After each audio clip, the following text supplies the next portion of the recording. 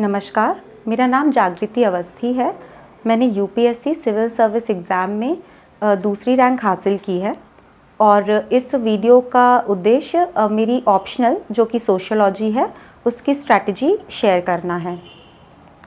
तो मेरा background electrical engineering से है। मैंने एनआईटी भोपाल से 2017 में बीटेक किया, गेट निकाला, भेल भोपाल में 2 साल नौकरी की, उसके बाद ये एग्ज़ाम दिया।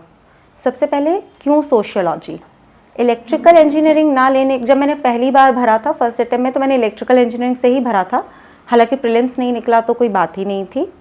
उसके बाद जब मैंने क्योंकि मैंने नौकरी छोड़ करके तैयारी की 2019 में, तब मैंने सोचा कि मैं ऑप्शनल को लेकर के एक बार और एक विचार दूं कि मुझे क्या लेना चाहिए। तो मैंने फिर ऑप्शनल्स को एक्सप्लोर करना शुरू किया। इलेक्ट्रिकल इंजीनियरिंग छोड़ने का रीज़न ये था कि एक तो 2 साल हो गए थे डिग्री के, कंसेप्ट्स फेड हो चुके थे। दूसरी चीज़, उसमें कम्युनिकेशन का एक एक्स्ट्रा पार्ट हो जाता है इलेक्ट्रिकल के अलावा, तो मुझे उतना कंफर्टेबल नहीं लगा। और चूँकि साइंस का सब्जेक्ट है, बहुत एफर्ट मांगता है, और मुझे लगा कि कॉस्ट बेनिफिट रेशो मुझे दूसरे ऑप्शंस में ज़्यादा बेटर मिल सकता है। इंटरेस्ट भी एक फैक्टर था, क्योंकि ये सोसाइटी के बारे में एग्ज़ाम है और कहीं ना कहीं हमारी मोटिवेशन सोसाइटी से ही आती है। तो मैं यही मेरा विज़न रहा कि मैं कुछ ऐसा सब्जेक्ट लूँ जो अंडरस्टैंडिंग डेवलप करे, मेंस में भी हेल्प करे, और वो जीएस के पोर्शन से कुछ थोड़ा मुझे हेल्प मिल जाए उसमें। सोशियोलॉजी के एडवांटेजेस की बात कर लेते हैं। एक तो बहुत ही जेनेरिक टाइप का सब्जेक्ट है, आपको विशेष किसी नॉलेज की ज़रूरत नहीं है यदि आप उसे पढ़ने जा रहे हैं। आपके आसपास की बातों की ही उसमें चर्चा है कि पॉवर्टी, रिलीजन, जेंडर, तो कुछ अलग नहीं है। सब्जेक्ट बहुत इंटरेस्टिंग लगता है। तो बुक सोर्सेस, करंट अफेयर्स में मैं सिविल्स डेली के बारे में बता रही थी। बहुत ही रिच क्वालिटी का कंटेंट आपको मिलता है। अच्छी बात यह है कि अगर आप ऐसे कोई भी टॉपिक है, सपोज इंडो अफगान, उसमें आपको साल भर की जितनी न्यूज़ है वो एक के बाद एक इम्पॉर्टेंट न्यूज़ आपको मिल जाएगी। तो आप वहाँ से 1 साल का करंट अफेयर्स हर टॉपिक वाइज रिवाइज कर सकते हैं। आप सिविल्स डेली को ज़रूर एक्सप्लोर करेगा। I have known about the initiative by Anudeep Dhurishetty sir. He followed the Samachar Manthan of Civils Daily. Right. So that was the reason, sir, that I've taken the prelims test series and mains test series also. Second बार तो जब मैंने mains दिया तो आपके through direct मैंने answer writing में काफी हेल्प मिला, आपने कॉपी चेक करी। तो जिस चीज का मैं कह रहा था sir, the art of answer writing, you have to display those qualities which is required as a civil servant. तो वो जो आंसर राइटिंग में आपने चीजें बताई थी कि कैसे कैसे इसको पॉइंटेड लिखो, सबटाइटल्स डालो, तो वो ओवरवेलमिंग सा लगता है, बट वो स्लोली स्लोली आता है, वो इंजीनियरिंग करना। तो वो सिविल्स डेली ने काफी हेल्प करा। दूसरा, रिसोर्सेज एम्पल में अवेलेबल हैं। गवर्नमेंट वेबसाइट्स पर भी आपको इग्नू का मटेरियल मिल जाता है, ऑफलाइन सेंटर्स में मिल जाते हैं मटेरियल। तो मटेरियल भी एक फैक्टर रहा है इसके डिसीजन में। उसके बाद में अगर सोशियोलॉजी के कॉस्ट बेनिफिट की बात करें तो एक अच्छा रेशो निकल के आता है।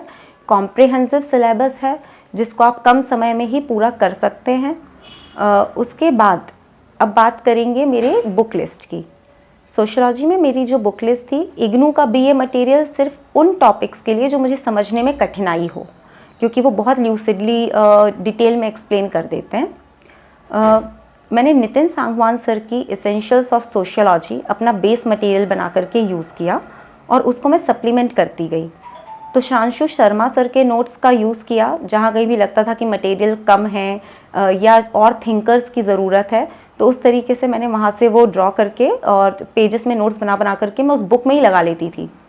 सोशियोलॉजी के लिए नोट्स मैंने बनाए टॉपिक वाइज, बहुत ही सिनॉप्टिक नोट्स। तो उसकी बाद में करते हैं। और एक किताब क्रॉनिकल आईएएस, उनकी सॉल्व्ड पेपर्स आते हैं पिछले 13 साल के, उनको मैंने बिल्कुल शिद्दत से बैठ कर के लगाया। और एक आप पढ़ेंगे तो आपको आइडिया लगता है किस तरह के प्रश्न पूछे जा रहे हैं, कहाँ से ज़्यादा क्वेश्चंस हैं, कैसे हमें अप्रोच होना चाहिए। तो वो 13 ईयर्स के सॉल्व्ड पेपर्स, ताकि थोड़ा कंटेंट मिल जाए। तो ब्रॉडली ये मेरा मटेरियल रहा। पढ़ाई कैसे की? सोशियोलॉजी में लार्जली सेल्फ स्टडी रहा है तैयारी, और इतना सिंपल है कि आप तैयारी करेंगे तो आपको बिल्कुल दिक्कत नहीं होगी। बहुत ही अच्छा प्लेटफॉर्म है स्लीपी क्लासेस, यूट्यूब पर है, उनकी सोशियोलॉजी की पूरी प्लेलिस्ट है, उस पर जाइए। छोटे छोटे वीडियोस उसमें पड़े हुए हैं टॉपिक वाइज, वहाँ से पढ़िए। और फिर उनका पीडीएफ भी उन्होंने बना के शेयर किया अपनी वेबसाइट पे। उसमें आपके कंसेप्ट्स क्लियर हो जाएंगे, पॉइंट वाइज फॉर्मेट में कुछ मटेरियल मिल जाएगा। स्पेशली जो इंडियन सोशियोलॉजी वाला पोर्शन है वहाँ पे आपको अच्छा मटेरियल उनका मिल जाता है।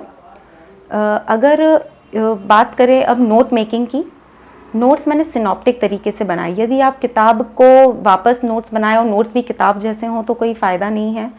और जब कभी भी नोट्स बनाई तो उसको डेफिनेशंस तरीके से कि क्या है, कम से कम 4-5 सोशियोलॉजिस्ट हर टॉपिक में कि वो क्या कहते हैं, एग्जैक्टली उनका क्या अप्रोच है उस टॉपिक के लिए। अगर आप जेंडर पढ़ रहे हैं तो 4-5 जैसे पार्सन्स क्या कह रहा है और टाइगर एंड वुड्स का क्या उसमें कंट्रीब्यूशन है, वैसे कि 4-5 का आप बना लीजिए।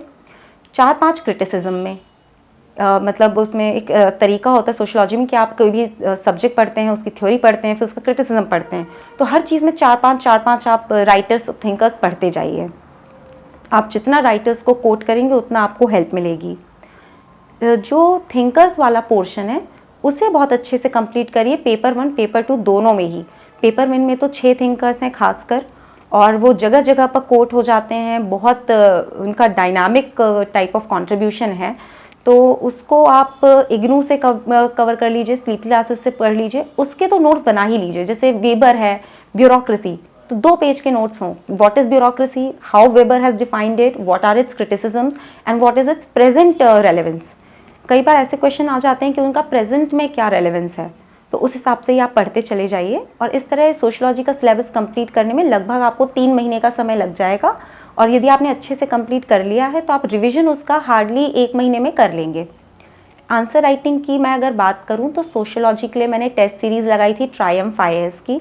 उनका फीडबैक बहुत अच्छा रहा। 10 टेस्ट का पैकेज मैंने लिया था। बहुत ही लूसिड तरीके से वो मुझे फीडबैक दिया करते थे, और पर्सनली विकास सर भी अवेलेबल होते थे। I am not endorsing him again, but I need to convey कि क्या रिसोर्सेज आपके लिए अच्छे मार्केट में अवेलेबल हैं। तो ट्रायम्फ IAS की मैंने टेस्ट सीरीज़ लगाई थी, सिर्फ एक ही लगाई थी, और वही फीडबैक पे काम करना। आंसर राइटिंग का तरीका यही कि थिंकर्स को बार बार कोट करिए। कुछ क्वेश्चन GS जैसे लगते हैं, मगर उसमें सोशियोलॉजिकल डायमेंशंस आपको देनी होती हैं कि आप क्या सोचते हैं उतना इंपॉर्टेंट नहीं है, सोशियोलॉजिस्ट क्या सोचते हैं। आंसर राइटिंग में इनोवेशन ऑलवेज पेज ऑफ। अच्छे एग्जाम्पल्स दीजिए। मैं एक एग्जाम्पल से एक्सप्लेन करती हूँ। मार्क्स का एक कंसेप्ट है एलियनेशन का, और उसको कि जब हम किसी चीज़ से बहुत ज़्यादा डिटैच हो जाते हैं, अपने जॉब से डिटैच हो जाते हैं, तो कैसे अपनी ऊपर से सेल्फ कंट्रोल खो देते हैं। उसका फिर क्रिटिसिज्म होता है, जहाँ पर मुझे याद नहीं आ रहा कौन से राइटर हैं, उन्होंने कहा कि एलियनेशन में इनोवेशन भी होती है। जब इंसान बोर होता है तो वो इनोवेट करता है। मैंने एग्जाम्पल लिख दिया, MS Dhoni alienated from his railways job became a superstar cricketer. मुझे लगता है ये वैल्यू एडिशन होता है। जो आपका आंसर चेकर है वो इतनी कॉपीज़ पढ़ चुका है कि आपकी कॉपी में अलग क्या है, तो ऐसे पॉइंट्स आपको वैल्यू एडिशन देते हैं, और डेफिनेटली ये आपकी आंसर की क्वालिटी भी एनहेंस करते हैं। इसको यूज़ इट एज स्पाइसेस, कि ये छोटे छोटे जगह अच्छे लगते हैं। पूरा एग्जाम्पल मतलब पूरा जो आपका आंसर है वो इसी बारे में ना हो जाए। तो बिल्कुल जैसे कि होमोसेक्सुअलिटी पे यदि क्वेश्चन आया तो आप लिख सकते हैं कि पॉजिटिव है कि समाज में बदलाव आ रहा है। पहले जिस तरीके की मूवीज़ आती थी, उनका डिपिक्शन था, आज वो डिपिक्शन ज़्यादा जेन्युइन हो गया है।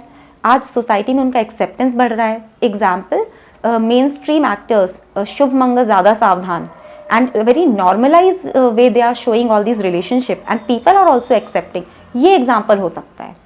तो जैसे अगर हम बदलाव की बात करें तो कास्ट में यदि आप लिख रहे हैं तो आप बदलाव में ये लिख सकते हैं कि टुडे वी, मैं अक्सर कोट करती थी कि today we have friends from many caste and we do not discriminate amongst them, but when it comes to marriage endogamy is still an issue in India. मतलब आप देखिए कि कुछ पहलू में बदलाव है, कुछ में नहीं बदलाव है। इस तरीके से यदि आप लेकर के चलेंगे तो आपका आंसर बहुत होलिस्टिक हो जाएगा, प्रैक्टिकल हो जाएगा। आंसर राइटिंग में प्रैक्टिस की तो मैं ओवर एम्फेसाइज नहीं कर सकती। मैं हर जगह यही बोला है कि बार बार लिखिए, पूरे टेस्ट लगाइए, टाइम मैनेज करके लगाइए। मैंने पूरी टेस्ट सीरीज घर पे बैठ करके लिखी है, तो टाइमर लगा देती थी, अपलोड करती थी प्रॉपर टाइमली, और यही एक उसमें अप्रोच रहता है। ओवरऑल सोशियोलॉजी का एक और एडवांटेज है, आप ऐसे में इसको बहुत अच्छे से यूज़ कर पाते हैं। इस बार पैट्रियार्की पे ऐसे आया था, वो सोशियोलॉजी का पूरा एक टॉपिक है, तो मैंने तो उसमें पूरे सोशियोलॉजिकल कंसेप्ट्स लगा दिए कि इनहेरिटेंस में आपको नहीं मिलता, सरनेम चेंज विमेन को करना पड़ता है मैरिज के बाद, और इवन रिलीजन में भी मैरिज, वो रिलीजन में जो लॉज हैं वो विमेन के अगेंस्ट ज़्यादा हैं कि फास्ट करें तो विमेन करें, इनहेरिटेंस होगा तो विमेन के फेवर में नहीं होगा, चाहे वो कोई भी रिलीजन हो। तो इस तरीके की एग्जाम्पल्स यूज़ करती थी। सोशलॉजी बहुत रिवॉर्डिंग ऑप्शनल है एंड मेरी तो यही आशा है कि जो भी लोग लें आप अपना इंटरेस्ट चेक कर लीजिए। यदि आपको अच्छा लगता है सामाजिक चीज़ों के बारे में पढ़ना तो सोशलॉजी बहुत बढ़िया है, जेनेरिक है। चूँकि यूपीएससी एक ऐसा एग्ज़ाम है जो सोसाइटी से जुड़ी हुई चीज़ें ही पूछता है, वो पॉलिटी हो, इकोनॉमी हो या कोई भी चीज़ हो। तो आप अगर उसमें एक सोशल डायमेंशन डाल दें तो उससे भी एक एडवांटेज आपको मिल सकता है। तो यही मेरा आपसे एक मैसेज रहेगा कि सोशलॉजी ऑप्शनल बढ़िया है यदि आपका इंटरेस्ट अलाइन करता है। रिसोर्सेज मैंने आपसे शेयर कर दिए और बाकी good luck and I think your answer writing skills are also needed, so keep practicing and I think this will be sufficient for you as it has been sufficient for me. And my best wishes are with all of you. May the force be with you. Thank you.